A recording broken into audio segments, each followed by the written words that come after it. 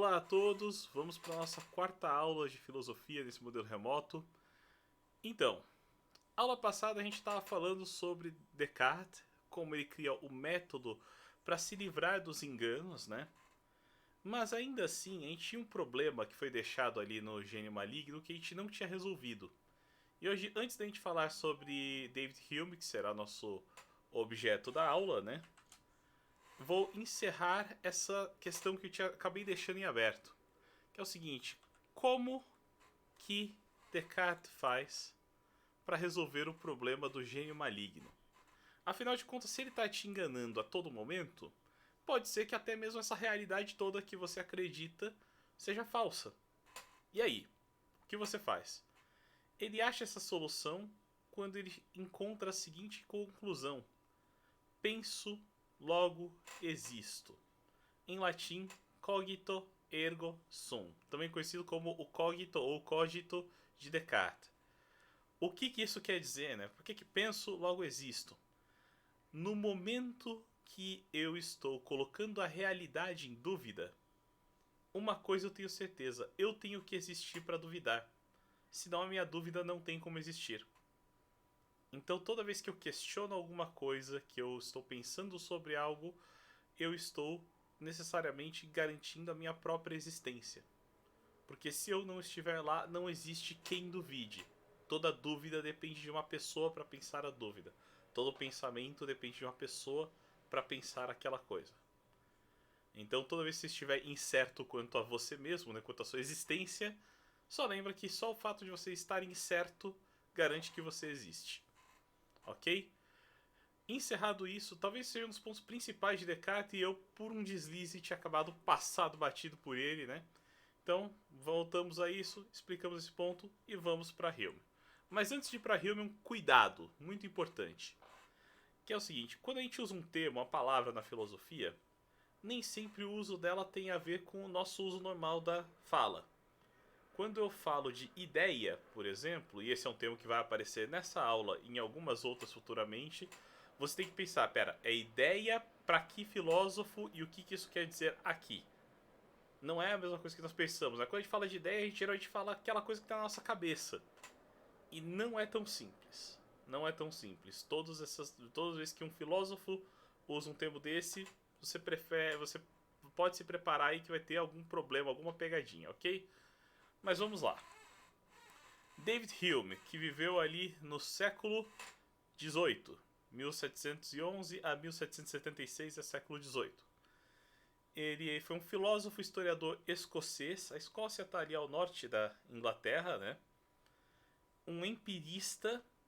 Vamos lá. Descartes era um filósofo racionalista que acreditava que a razão era a fonte do conhecimento. Lembra que essa história de buscar o conhecimento é o que a gente chama de epistemologia. A gente viu isso lá atrás. Então, para ele, que é um empirista, a experiência deve ser a fonte do conhecimento. Todo conhecimento vem através da experiência. E a mente, portanto, ela nasce como uma tábula rasa, uma mesa sem nada em cima dela. Ou seja, toda criança vem de fábrica zerada. Não tem informação, não tem conhecimento nenhum. Enquanto para Descartes o conhecimento vem da razão, então você vai criando conhecimento ali usando a sua razão, ou seja, basta você pensar que o conhecimento brota, aqui não.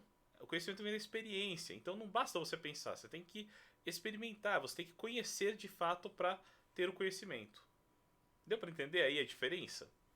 Então, e a razão? Como que funciona a razão para Hume? Hume ele é bem crítico à razão de uma forma geral, porque ele fala que a razão é e só pode ser escrava das paixões. Aqui, paixões, não estamos falando apenas de romance, estamos falando de todas as emoções fortes, tudo aquilo que nos abala. É aquela coisa, você pode ser uma pessoa extremamente racional, mas em um momento onde você está triste, por exemplo, as suas decisões vão ser afetadas por isso. Não tem como você fugir. A sua razão não é absoluta, ela não vai conseguir te manter nos eixos. E Hume ele tinha essa ideia, portanto ele falava que a gente tem que pensar a filosofia de uma forma mais humana. E de uma forma mais humana é pensar exatamente que a nossa razão não funciona como uma máquina. Ao contrário do que Descartes pretendia, né? Uma razão forte e poderosa, ele fala, não, a razão, toma um cuidado aí que ela é humana. Bem, vamos lá. Percepções. O que são percepções, para começo de conversa? Tudo que a gente percebe no mundo e forma uma impressão, né?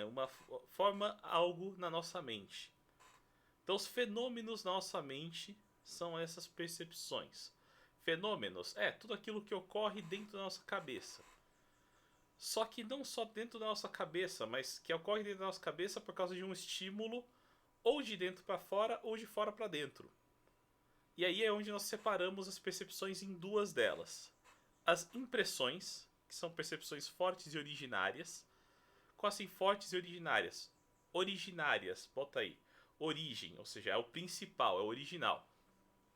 Se você está vendo uma coisa, você está tendo a impressão daquela coisa. Que nem, vamos lá. Eu estou vendo agora... Aqui, esse celular. Tá, estou vendo esse celular.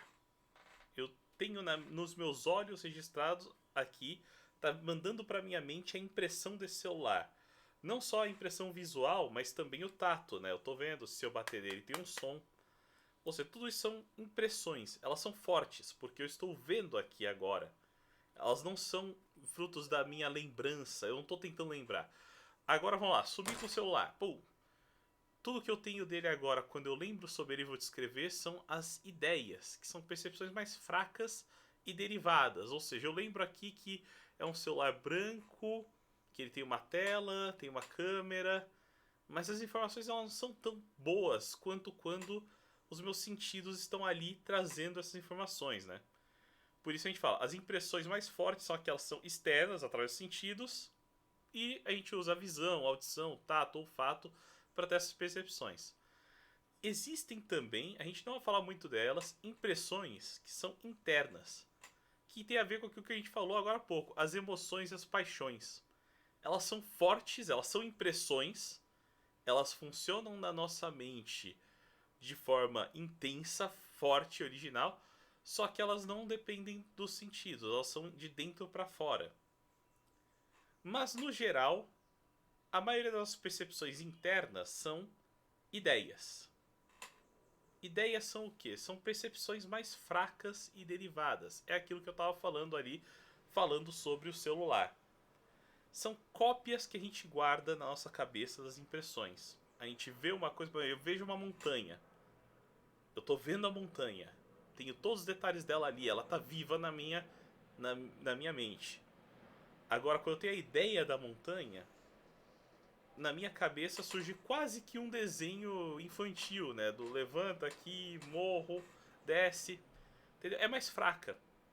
Por mais que eu seja muito detalhista, eu posso pensar uma montanha com muitos detalhes, ela nunca vai ser tão forte quanto a impressão. Ok? Então as nossas lembranças, as nossas memórias, a nossa imaginação sempre vai ser mais fraca do que as impressões. Então lembra isso, impressão é uma percepção forte, enquanto a ideia é uma lembrança, uma cópia de uma impressão, ou seja, uma percepção fraca. Agora, as ideias, nós também podemos dividir elas em ideias simples e ideias complexas. Qual é a diferença?